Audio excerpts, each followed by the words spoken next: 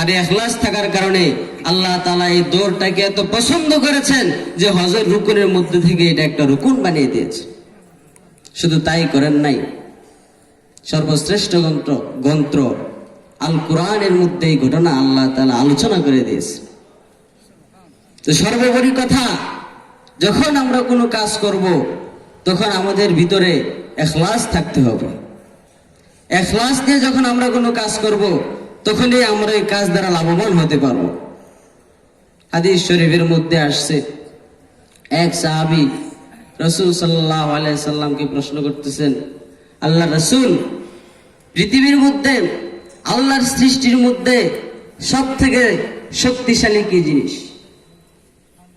রাসূল সাল্লাল্লাহু আলাইহি ওয়াসাল্লাম বলেন, এর আগে সাহাবীর প্রশ্ন ছিল, হাল মিন খালকিল্লাহি আশাদ্দু মিনাল জিবাল, আল্লাহর সৃষ্টির মধ্যে কি পাহাড় থেকে কি কোনো শক্ত জিনিস আছে? রাসূল সাল্লাল্লাহু আলাইহি ওয়াসাল্লাম বলেন, নাম, হ্যাঁ। সাহাবী বললেন, ইয়া রাসূলুল্লাহ, ওই জিনিসটা কি? রাসূল সাল্লাল্লাহু আলাইহি ওয়াসাল্লাম উত্তর দিয়ে বললেন, হুয়াল হাদিদ, সেটা হলো লোহা। বিশাল বিশাল পাহাড় লোহা দিয়ে কেটে কেটে ছোট করে দেওয়া হয়। পাহাড়ের থেকে লোহা বেশি শক্তিশালী। ওই সাহাবী আবার প্রশ্ন করলেন, ইয়া রাসূলুল্লাহ, হাল মিন খালকিল্লাহি আশাদ্দু মিনাল হাদিদ, আল্লাহর সৃষ্টির মধ্যে লোহার থেকে কি শক্তিশালী কোনো কিছু আছে? রাসূল সাল্লাল্লাহু আলাইহি ওয়াসাল্লাম বললেন, নাম, হ্যাঁ, অবশ্যই আছে। সাহাবী বললেন, ইয়া রাসূলুল্লাহ, ওই জিনিসটা কি? রাসূল সাল্লাল্লাহু আলাইহি ওয়াসাল্লাম বললেন, হুয়ান নার, সেটা হলো আগুন। আগুন লোহার থেকেও বেশি শক্তিশালী। বিশাল বিশাল রড পুড়ে যে যা ইচ্ছা তাই বানিয়ে দেয়। সুতরাং লোহার থেকে আগুন আরো বেশি শক্তিশালী। ওই সাহাবী আবার প্রশ্ন করলেন, ইয়া রাসূলুল্লাহ, হাল মিন খালকিল্লাহি আশাদ্দু মিনান নার, আল্লাহর সৃষ্টির মধ্যে কি লোহার থেকেও শক্তিশালী কোনো কিছু আছে?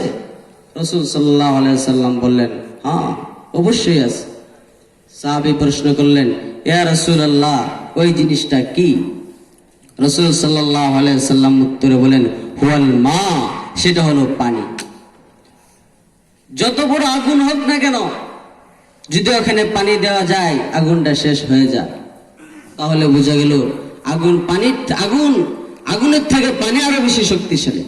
সাহাবীর প্রশ্ন, ইয়া রাসূলুল্লাহ, হাল মিন খালকিল্লাহি আশাদ্দু মিনাল মা, আল্লাহর সৃষ্টির মধ্যে কি পানির থেকে শক্তিশালী কোনো কিছু আছে?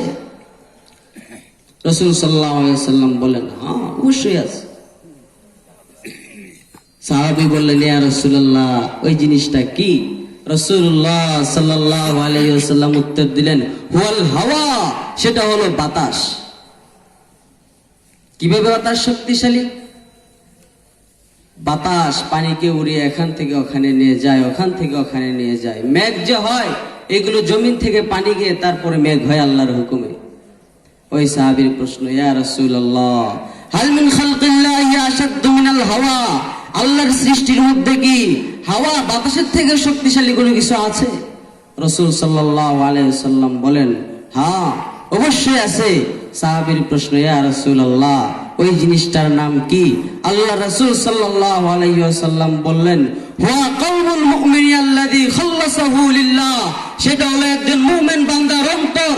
যখন সে কোনো কাজ করে, ওই কাজের ভিতরে যখন সে ইখলাস নিয়ে আসে, ওই ইখলাস হলো একজন বান্দা তার যে শক্তিশালী। আল্লাহর পৃথিবীর মধ্যে যত শক্তি আছে, এই সবগুলো থেকে বেশি শক্তিশালী হলো একজন মুমিন ইখলাস ওয়ালা দ্বীন। ইখলাস ওয়ালা দ্বীনের বহুত বড় দাম। পৃথিবীর মধ্যে আল্লাহর সৃষ্টির মধ্যে সব থেকে বড় শক্তিশালী হলো একজন মুমিন বান্দা, যে বান্দার অন্তরের মধ্যে ইখলাস রয়েছে। মুহতারাম হাজিরিন, যখন আমরা কোনো কাজ করব, ওই কাজের ভিতরে আমাদের ইখলাস থাকা উচিত। नबी पाक सल्लल्लाहु अलैहि वसल्लम की एक हदीस आई, अल मरउ मअ मन अहब्बा, कि आखिरत में आदमी उसके साथ होगा दुनिया में जिसे वो पसंद करता होगा। ये हदीस अगरचे छोटी सी है, इसके अल्फाज थोड़े हैं, लेकिन ये मानी और मतालिब से भरपूर है। और हमारे मुआशरे से ये भरपूर ताल्लुक रखती है कि हम अपने मुआशरे में, अपने गांव में, अपने गिराम में नमाजियों के साथ हमारा ताल्लुक है या बेनमाजियों के साथ हमारा ताल्लुक है, सच्चे लोगों के साथ हमारा ताल्लुक है या झूठे लोगों के साथ, मुआशरे में रहते हुए सालिहीन के साथ हमारा ताल्लुक है या गुंडा और चोर चौहान के साथ हमारा ताल्लुक है, मदारिस और मसाजिद की खिदमत करने वाले लोगों के साथ हमारा ताल्लुक है या दीन से दूर लोगों के साथ हमारा ताल्लुक है, बाशरा रहने वाले, बाशरा लिबास पहनने वाले, शरई दाढ़ी रखने वाले, शरई बाल रखने वालों के साथ हमारा उठना बैठना है या उन लोगों के साथ हमारा उठना बैठना है जो शरीयत के खिलाफ चलते हैं, फराइज की भी रियायत नहीं, वाजिबात का भी ख्याल नहीं, सुन्नत की भी पासदारी नहीं, मुस्तहब्बात की भी कोई रियायत नहीं, बल्कि मनहियात से हमारा ताल्लुक है और गैर वाजिबात के साथ हमारा ताल्लुक है। तो ये हदीस हमें यह बतला रही है कि हमारा हश्र भी आखिर में उन्हीं लोगों के साथ होगा, हमारा शुमार भी उन्हीं लोगों में होगा। लिहाजा अपने मुआशरे में हमें फिक्र करनी चाहिए कि अल्लाह रब्बुल इज्जत ने जो सबसे अहम हुक्म नमाज का दिया है, हम उस नमाज की कितनी पाबंदी कर रहे हैं। अगर हम नमाज के लिए आते हैं तो नमाजी के सफ में हम खड़े हो रहे हैं तो आखिरत के अंदर हमारा शुमार भी नमाजियों में होगा, और अगर नमाज के वक्त में हम मस्जिद से बाहर रहते हैं और जो लोग नमाज को नहीं आए हैं, नमाज से बाहर हैं, उन लोगों के साथ हैं, तो हश्र के मैदान में कहीं हो ना हो हमारा शुमार उसमें ना होने लगे। अगर हम शरई दाढ़ी नहीं रखते हैं और उन लोगों का साथ देते हैं जो लोग दाढ़ी रखने वाले नहीं हैं, तो कहीं हश्र में हमारा शुमार उनके साथ ना होने लगे। अगर हम अंग्रेजी कटिंग की बाल कटाते हैं और शरई बाल नहीं रखते हैं तो कहीं हमारा हश्र उन लोगों के साथ ना हो जाए जो शरीयत के खिलाफ चलने वाले हैं। लिहाजा जरूरत इस बात की है कि हम 100% दीन के अंदर दाखिल हो जाए। अल्लाह रब्बुल इज्जत का हमसे यही मुतालबा है, या अय्युहल्लज़ीना आमनु दुखुलू फिस्सिल्मि काफ़ा, के पूरे तौर पर इस्लाम में आ जाओ। ऐसा नहीं कि सिर्फ कलमा पढ़ लिया और कलमा पढ़ने के बाद नमाज से भी गाफिल है, कलमा पढ़ लेने के बाद पर्दे से भी गाफिल है, कि जिन औरतों पर नजर डालने की जरूरत इजाजत नहीं है, जिन औरतों के साथ बातचीत करने की इजाजत नहीं, हम इस शरीयत के हुक्म पर अमल न करें तो ऐसी सूरत में हम कामिल इस्लाम में दाखिल होने वाले नहीं होंगे। हालांकि हमसे मुतालबा है कि लोगों कामिल तौर पर इस्लाम में दाखिल हो जाओ। नबी पाक सल्लल्लाहु अलैहि वसल्लम भी यही फरमा रहे हैं, अल मरउ मअ मन अहब्बा, जिस चीज को वो मोहब्बत की नजर से इस दुनिया में देखेगा, आखिरत में भी उन्हीं लोगों में उनका शुमार होगा।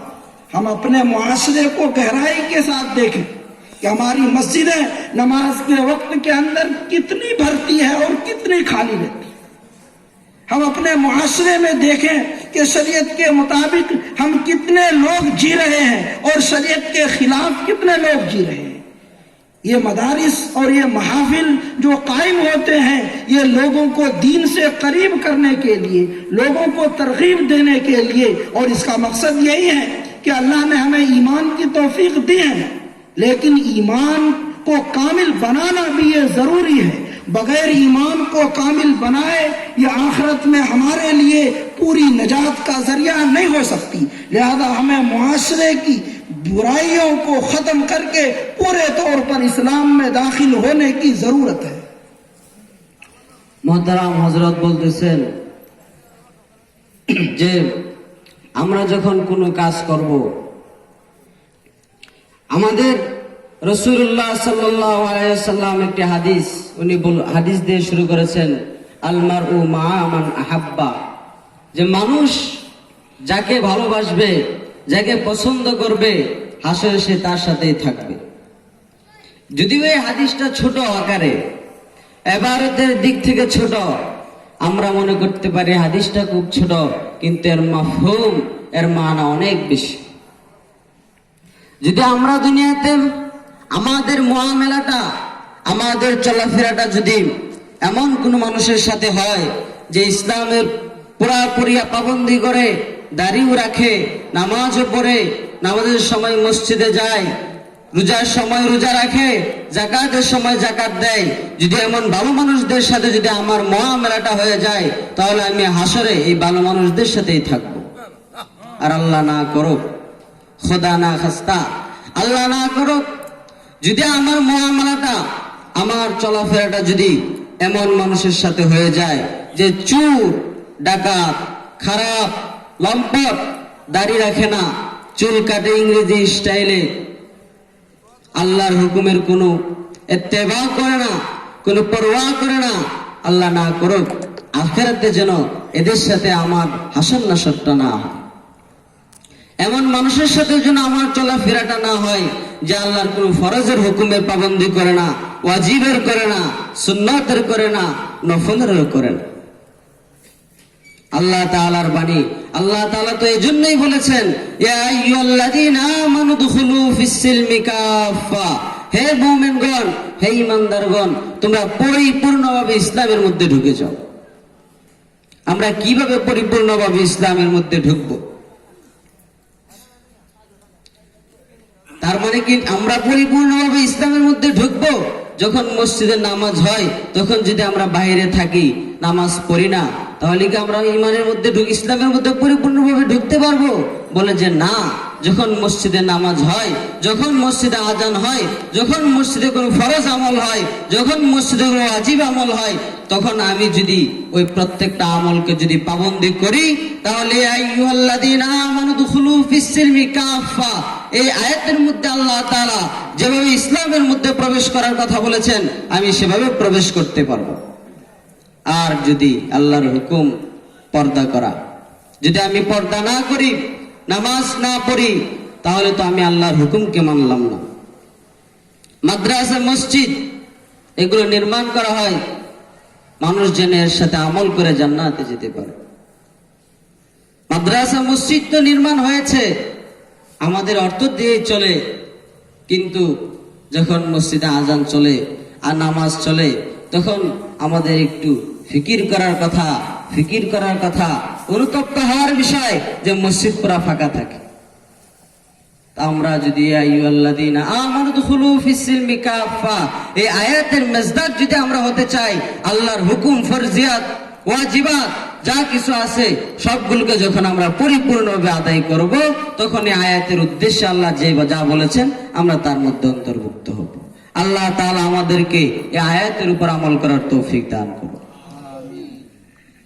सहाबाए किराम ये नबी पाक सल्लल्लाहु अलैहि वसल्लम की हर बात में इत्तिबा किया करते थे, यानी नबी पाक सल्लल्लाहु अलैहि वसल्लम की हर सुन्नत पर अमल किया करते थे। वो सहाबाए किराम तमाम लोगों के लिए नमूना है कि उन सहाबा ने अल्लाह के नबी सल्लल्लाहु अलैहि वसल्लम के हर तरीके को अपनाया तो अल्लाह उनसे खुश हो गए, राजी हो गए। जरूरत इस बात की है कि हम अपनी जिंदगी को सुन्नत के मुताबिक बना लें, तो आखिरत भी हमारी संवरेगी और दुनिया भी हमारी ठीक होगी। अब तो साइंसदां भी कहने लगे कि दुनिया और आखिरत के हर तरह की मुश्किलात से बचने का नुस्खा सिर्फ दीन इस्लाम है और नबी पाक सल्लल्लाहु अलैहि वसल्लम के बताए हुए तरीके। आप लोगों ने सुना होगा कि चीन के अंदर एक नई बीमारी फैली है। उस बीमारी का इलाज वहां के बड़े बड़े डॉक्टरों ने यह तजवीज किया है कि आदमी दिन में कई मर्तबा अपने हाथों को धोए, अपने मुंह को धोए, अपने पैरों को धोए। और चीन में जो रहने वाले मुसलमान हैं, उन मुसलमानों को ये बीमारी नहीं लगी है, सिर्फ वहां जो गैर मुस्लिम है उन लोगों को ये बीमारी है। और ऐसी खतरनाक बीमारी है कि आदमी खड़े खड़े फौरन ये बीमारी लगती है, जमीन पे गिरता है और फौरन मर जाता है। और थोड़े ही दिनों में ढेर सारे लोग इस बीमारी के अंदर मर गए, वफात पा गए। और वो गैर मुस्लिम मुसलमानों को देख करके कि ये लोग दिन में 5 मरतबा वुजू करते हैं, अपने चेहरे को धोते हैं, अपने हाथों को धोते हैं, अपने पैरों को धोते हैं, इनको देख करके इस तरीके को वो अपनाने लगे और इस तरीके के अंदर अपने लिए खैर और भलाई को समझने लगे कि इस दुनिया के अंदर भी मुश्किलात और बीमारियों से बचने का नुस्खा नबी पाक सल्लल्लाहु अलैहि वसल्लम का लाया हुआ दीन और तरीका है। ये इस बात को बतलाता है कि हमारे नबी पाक सल्लल्लाहु अलैहि वसल्लम का दीन ऐसा कामिल व मुकम्मल है कि अगर हमने इसको ठुकराया, जो नेमत हमें मिली है, तो इस नेमत के हम कदरदानी करने वाले नहीं होंगे। इसके नतीजे में जो बीमारियां गैरों को लायक हो रही है, वो बीमारी हमें भी लायक हो सकती है अगर हमने अल्लाह की इस नेमत को ठुकरा दिया। लिहाजा जरूरत इस बात की है कि इस नेमत की कदर करनी चाहिए, छोटी से छोटी सुन्नत को अपनी जिंदगी में सजाना चाहिए, चाहे उसके फायदे हमें नजर आते हो ना आते हो, उसका फायदा बिल यकीन है। ये बात आप याद रखिए, जो काम नबी पाक सल्लल्लाहु अलैहि वसल्लम ने किया है और करके बताया है, इस दुनिया में उससे बेहतर कोई काम हो नहीं सकता। आपने जिस तरीके से खाने को सुन्नत बतलाया है, उससे बेहतर तरीका खाने का हो नहीं सकता। आपने मुंह धोने का जो तरीका बतलाया है, इस दुनिया में उससे बेहतर कोई और तरीका हो नहीं सकता। नहाने का जो तरीका बतलाया गया है, उससे बेहतर कोई और तरीका नहीं हो सकता। वो ऐसा तरीका है कि उस तरीके को अपनाने की बुनियाद पर जाहिरी बीमारी भी खत्म हो जाती है। वुजू के दौरान जब आदमी मुंह धोता है तो मुंह की सारी बीमारियां झड़ती हैं। हाथ जब धोता है, हाथ की बीमारियां झड़ती है। जब वो पैरों को धोता है, पैर की बीमारियां झड़ती हैं।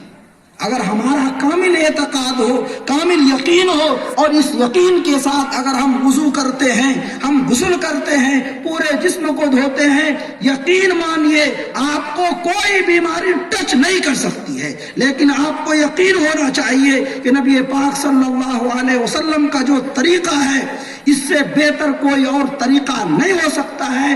खैर अगर कोई तरीका दे सकता है तो सिर्फ यही तरीका दे सकता है, कोई और तरीका नहीं दे सकता। हमारा एतकाद कमजोर है, हमारा ईमान मजबूत नहीं है, इसलिए नबी पाक सल्लल्लाहु अलैहि वसल्लम की सुन्नतों को हम पूरे यकीन के साथ अमल में नहीं लाते हैं, जिसकी वजह से उसके फायदे इस दुनिया के अंदर जाहिर नहीं होते हैं।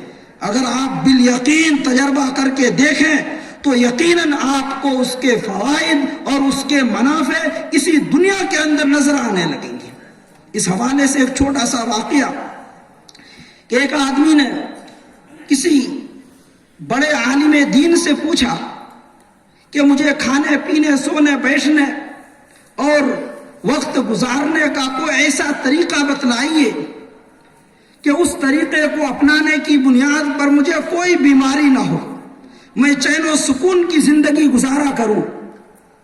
तो उन्होंने ये जवाब दिया कि जब भी आप खाओ, बिस्मिल्लाह पढ़ करके खा लो और यकीन कर लो कि अल्लाह के नाम से जो काम किया जाए उसमें कोई जरर नहीं होता, उसमें कोई नुकसान नहीं होता। इस यकीन के साथ खाने की सूरत में इंशाअल्लाह तुम्हें कोई बीमारी नहीं लायक होगी। मोहतरम मेहमान बोलतेছেন, সাহাবায়ে কেরাম নবী সাল্লাল্লাহু আলাইহি ওয়াসাল্লামের ইত্তেবা করতেন। প্রত্যেক কাজে, প্রত্যেক জিনিসে সাহাবীদের ইত্তেবা ছিল। রাসূলুল্লাহ সাল্লাল্লাহু আলাইহি ওয়াসাল্লাম যে কাজটা যেভাবে করেছেন, সাহাবায়ে কেরাম সেই কাজটা ঠিক সেভাবেই করেছে।